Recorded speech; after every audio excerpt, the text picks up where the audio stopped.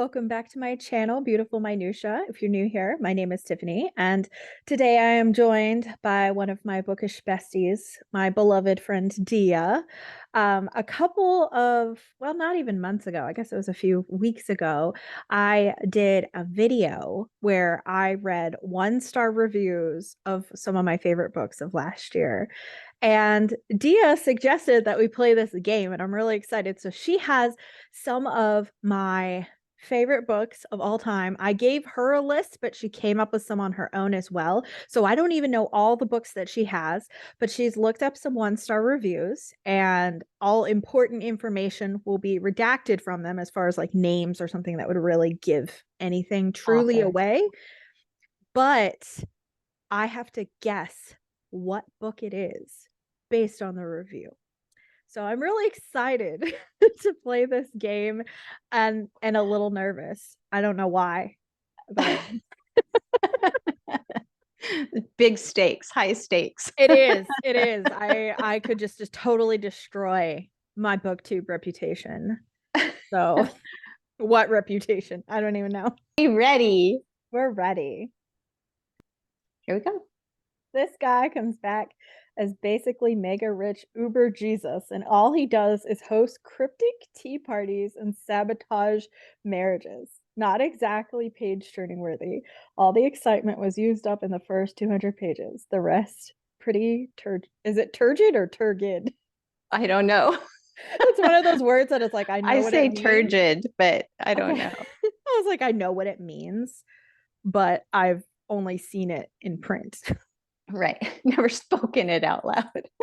My guess, my initial vibes from this is the Count of Monte Cristo.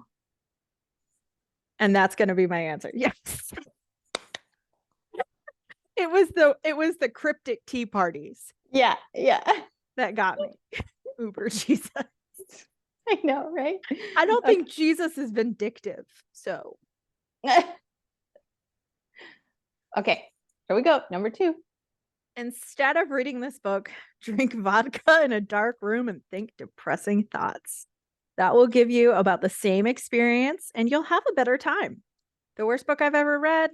Maybe not, but it wins the prizes for book most like nails on a chalkboard. I wanted to take an axe to it. That's gotta be Crime and Punishment, right? The vodka reference. And the axe. And the axe, it's gotta be. Yay. I would rather have gotten a root canal than read this book. Ugh. Waste of space, rich loser chases women, has champagne cocktails, dies. Um See, now this one I really am not sure. The first thing This was not one of yours. Okay. That's why. Probably. The first thing I think of is Great Gatsby, just because there's so much copious drinking. Oh my gosh. I was gonna be like, but it might not be that. I love this though. Rich loser chases women, has champagne cocktails, dies. Well, it's the champagne cocktails. And I was like, there's a lot of partying and drinking in that book. Yeah. I love that cover though. Isn't that great? Okay. Nutshell. Proto-hipster suffering from hepatic encephalopathy. Throws tantrums and advances retrograde polemics. Lets ugly politics leak out of the diaper of the fiction here. Maybe it's just been too long between vodka shots. That's a lot of words. And I don't know what they all mean. I don't either. And I'm sorry if you don't get this one. So we've got someone like a proto hipster, which I'm guessing is like a wannabe hipster. Encephalopathy is something with the brain. Throwing tantrums. Ugly politics.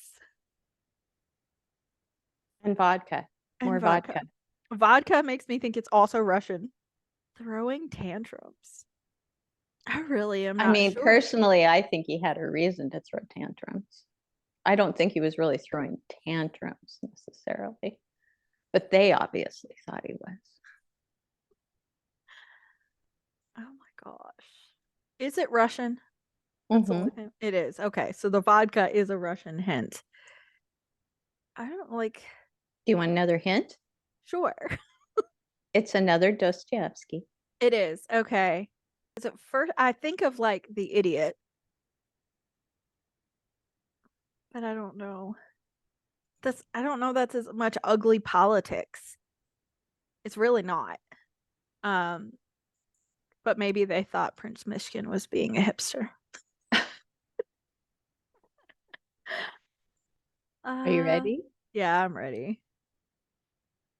Oh, I haven't read this one. I did. That's the reason why I said I'm sorry if you don't get this one. I couldn't remember for sure. Well, This now is you know what to expect. well, I knew it felt like a fever dream, so that seems like that fits. So Notes from the Underground and Notes from a Dead House are the only like two major Dostoevskys I have not yet read. I've read all the other ones and a lot of his short stories as well. Right. I Okay. feel better. I feel better. Yeah. You should. I'm so sorry. Oh, it's okay. Okay, here we go. All right. Amidst a bloodbath of innocent children, a girl deals with more pressing issues, figuring out which of two boys she likes more and how to get a drunk to send her gifts. Oh my gosh. Is this the Hunger Games? It's got to be the Hunger Games. Okay, here we go. All right. Let's say a painter decides to do a Madonna and Child. Looking around, he frowns as he sees that this subject has already been painted thousands of times in every possible way over the ages. To stand out, he decides to paint the biggest, baddest, most over the top Madonna and Child ever. Such is the author's approach to the book's themes. Completely unrealistic. It is entirely possible to be unfaithful to your spouse without them throwing yourself under a train. It's Anna Karenina.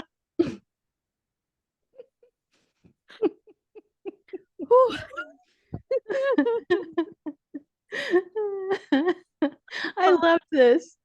I love this. So just the setup for what they really wanted to say.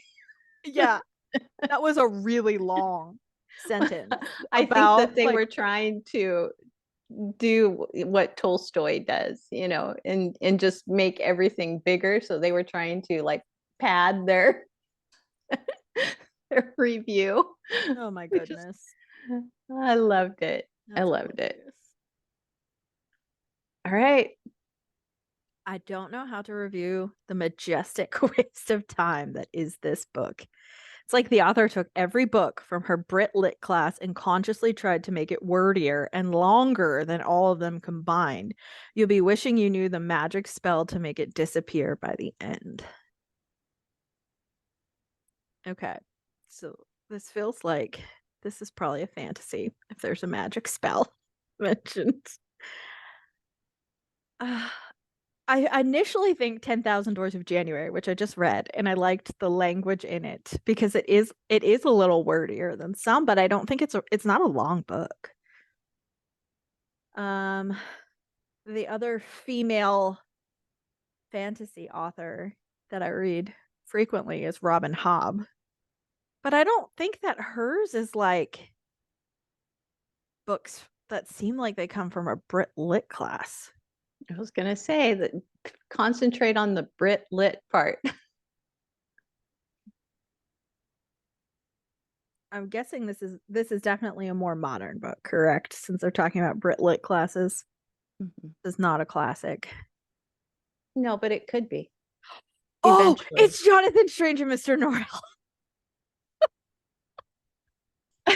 I had to put this in here because it shows you just exactly how thick this book is. And it Thick. is. It is very long. Okay. I already know what it is. I don't find endless descriptions of halls, statues, vestibules, tides, fish, birds to be that interesting. I know. I can't believe I just admitted such a thing publicly. I can't help it. I need a plot and something I can hold on to. It slipped through my fingers into the 43rd vestibule to the right of a statue covered in seaweed. Piranesi. All statues. And I was like, yep. I yeah, I knew you were gonna get that one right I away. wonder if they finished this book because it for sure has a plot. Yeah, Maybe they didn't finish it. I don't know. It They takes a didn't little while say. to get into it, to be fair. It's weird at first, I think. You're wondering, what the heck Yeah, did I you just just start reading? dropped right in. Okay, here we go. The prose is so desperate to be arty that I wanted to punch myself. Purple, varicose, walking on stilts, getting nowhere prose, or is it scorched poetry thickened into semi prose? Dude cannot even tolerate describing a character walking down the street without commenting on the ebullience of youthful shoelaces or the cricky crack of dust sky. This has to be something wicked this way comes. It has to be. It is. I love this cover too. I don't have it, but I used it in the thumbnail for my Patreon vlog because I loved it so I much. do too. I do too. It's my favorite one because it's just so perfect It for is. the way that it is in the book. So, It is. yeah, I love I it. agree. Okay. Molly coddled milksop of a girl tries her hand at being a governess. And then it's nothing but woe is me until quite abruptly she gets her man and everything is rainbows and lollipops. Is this Agnes Grey?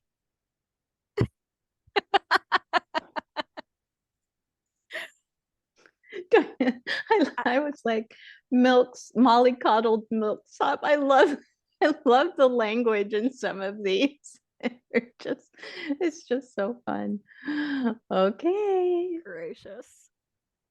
The cast of characters is huge. The people are so bland and boring with verbose background information, endless nattering on about who's marrying whom, the stuff of nightmares. It is the place where the love for literature goes to die. It has left me with every unfulfillable desire to slap every single character in the face. Oh my gosh. Okay. So let's see. When I see who's marrying whom, that makes me think of Middlemarch. Okay. I was like, but the long backgrounds. I don't think that it has super long backgrounds for each character. I disagree with that, actually. But it does have a big cast of characters. And I spent half of that book thinking that two characters were the same person.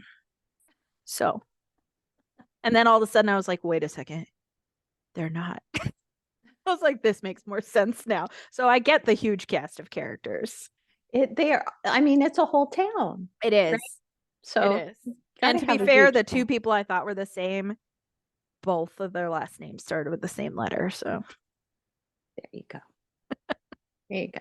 it's my I story. mean, I get when I first started reading Russian literature, it felt like every character was the same character. Those are very grandiose scale of characters usually. It's like, Mhm. here's 30 people. Good luck. And they all have 5 different names. Mhm. So Mhm. way harder than Middlemarch. I just murdered the puppy. F this book. Every character ends up either emotionally or physically damaged. So will you. Is it Assassin's Apprentice? It is.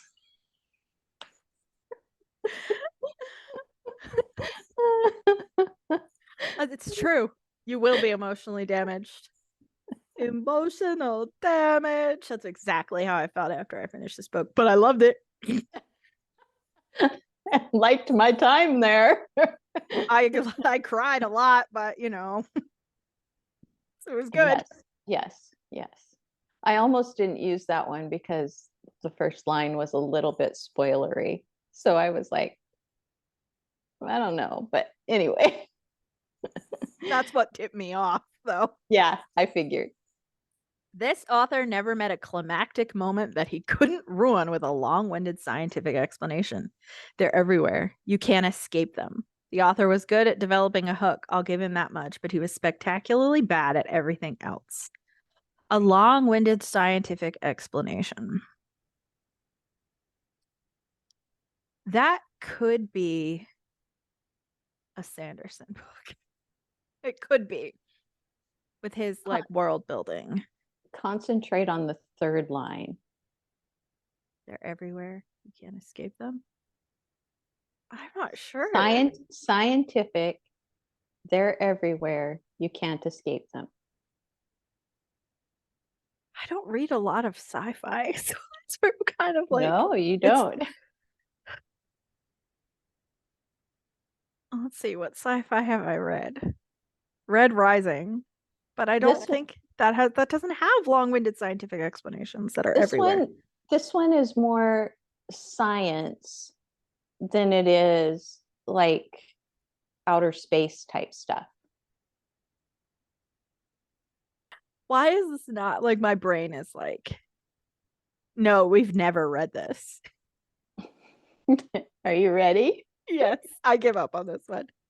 Oh, I have read this and I love it.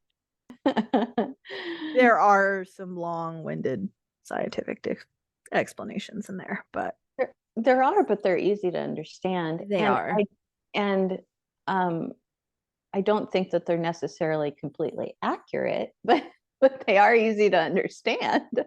To be And fair, no one's brought a dinosaur back yet, so yeah, and then that's the reason why I said concentrate on they're everywhere. You can't escape them. When you're on an island that's populated with dinosaurs, it's kind of hard to escape. it is. It is. I don't envy them, but I did enjoy reading about them. Okay. The Godfather meets the Artful Dodger, and some pint-sized Ocean's 11. Sound great? It would have been if you removed their potty mouths, the gore, and the blood and gore, and the gratuitous descriptions of said gore. Also, I thought widely respected authors didn't put women in refrigerators anymore, but I guess I was wrong. Is this the Lies of Locke Lamora? Yes. I loved that description. The Godfather meets the Artful Dodger and some pint-sized Ocean's 11. The pint-sized Ocean's 11 was what made me be like, this is for sure. Although The Godfather is accurate too. I think there's some mob boss type stuff in it. Are we ready? I'm ready. Oh, my dear, you mustn't think of falling for him. He's too crude and crass. Oh my, yes, dear, you're perfectly correct. I shan't give him another thought. Oh, my dear, that's good because I would have to knock you flat on your arse if you were considering someone of such low birth. And we can't have that between friends.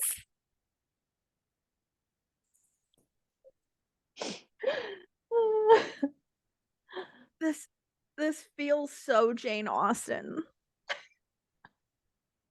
But which one? But which one? He's too crude and crass. And below you in station and in birth. So it's not Pride and Prejudice because it's saying the man. It's so.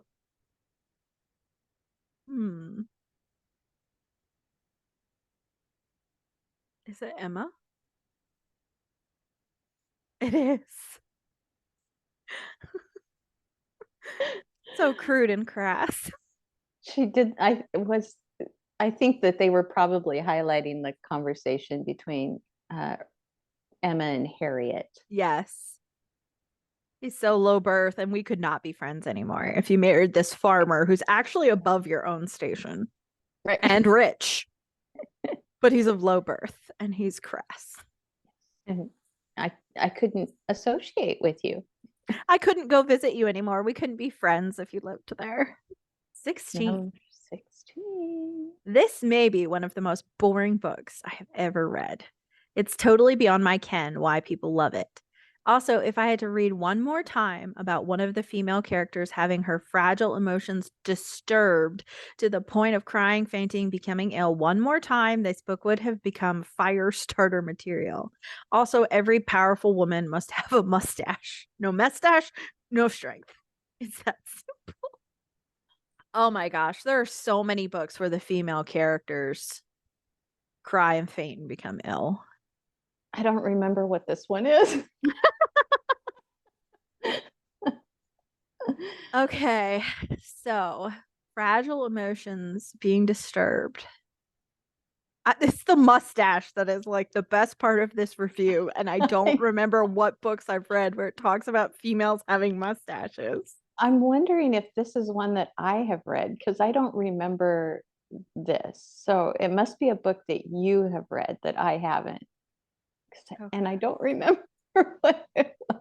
Because like thinking of women fainting, I think of things like The Mysteries of Udolpho. There's a lot of fainting and crying in that book because it's very sensational. Um, The Woman in White would be another one. Oh my gosh, does the sister have a mustache? What's Don't her face? know. I can't even remember her name, the older sister, because she was definitely like a strong womanly character. Right. I have read this, but it was so long ago and It's I've been a long never time for me too. reread it. I think it's Yeah. probably 20 years ago at least It's for been me. about 10 for me. This bored kid traveled to the land of dad jokes in a go-kart. I kept hoping he'd come to a fork in the road so I could stab my eyes out. Phantom Tollbooth? I loved it. I love the fact that they did a play on words in their review, I which is know. what this book is famous for. And not all plays on words are dad jokes, okay? And also, there's nothing wrong with dad jokes. So take your go kart and get out of there. Leave them to me. Mhm. He had a rhyme and reason to his madness, okay? He did. It's one of my favorites. Yours too, right? Yeah, absolutely. I love it. All right, are we ready? We're ready. I feel like all this author ever gives us is emotional porn. No exception here. The moral and social undercurrents in this book were of the epic and fatal kind that will drown you. Seriously. If you appreciate life even a minuscule amount, don't dive into the story. So I don't appreciate life if I like this book. This is something that's emotionally devastating and has epic and fatal moral and social undercurrents. Hmm. You should at least know who the author is. There's so many emotional authors I read. I mean, I initially think Robin Hobb, but you already put one of those in there. Is this modern or is this a classic? It's a classic. It's a classic. Okay.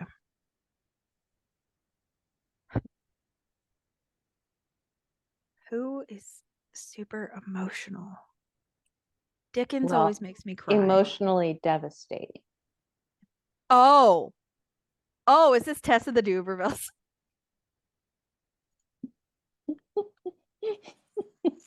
I was like, Dickens, maybe? Because Dickens always makes me cry, but it's usually a good cry. Right. It's not, Tess is like, okay. I mean, I love this book, but that's fair. It's fair I because you completely, might just hate your life afterwards. I was just like, I love this. I love this is the kind of review I wish I would have written for tests. I just said Uh, recently in my Feb Regency tag video that the person I would have as regent over my channel, because we agree most of the time, is Dia. This is a book we disagree on. Dia hates this book and I gave it 5 stars. So there mm, are times that happens. Actually, Anna Karenina is another one. But most of the time we're on the same page. But this is one of those books that we were not on the same page. So yeah, I feel like Dia could have written this. Call this a tragedy, but the only tragic element was that more of these characters didn't die and sooner. Possibly the greatest disappointment I've had in my entire reading life. The sole bright spot is the lady's insanity, and it is a lamentably small part of the play. Is this Macbeth? This is my daughter's favorite Shakespeare. it is. When it I said it thought was a tragedy, I was like, The first thing that popped in my head was Macbeth, but then it said the lady's insanity, and I'm like, I love that they included the soul bright spot because it's out damn spot. mm-hmm. Yes. So I love that too. that part of it. Clever. Clever. Okay, last one. I haven't been keeping score. I should have. I haven't either. There's been 2 that I totally gave up on. So, all right. 20. Never have 13-year-olds sounded so elegant and poetic, yet acted like the biggest dum-dums. This feels like Lord of the Flies. Oh, sounded elegant and poetic. What books have I read that have 13-year-olds in them and they sound elegant? But they act dumb. I'm not sure. I'll give you a clue. Okay. It's a play. It's a play. Oh, is it Romeo and Juliet?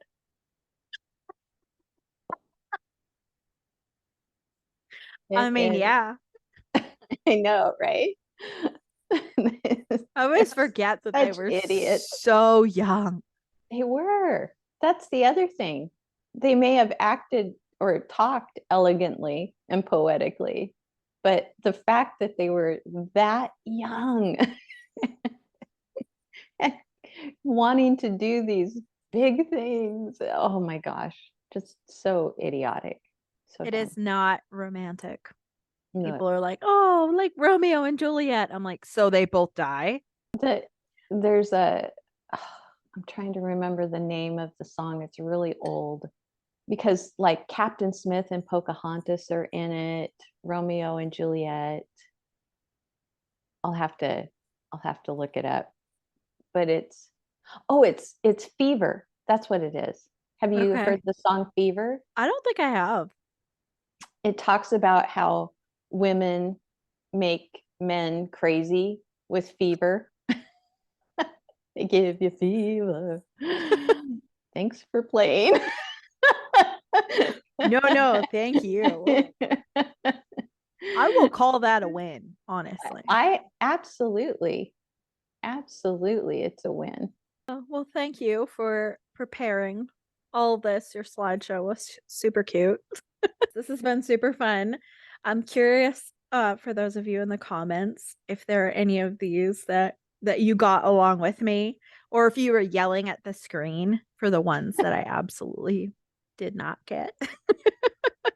But thank you so much to Dia. If you're not subscribed to her, I don't know what you're doing with your life. You're missing out. Dia's the best.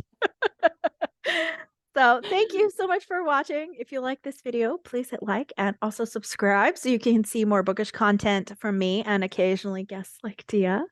And I will see you again next time.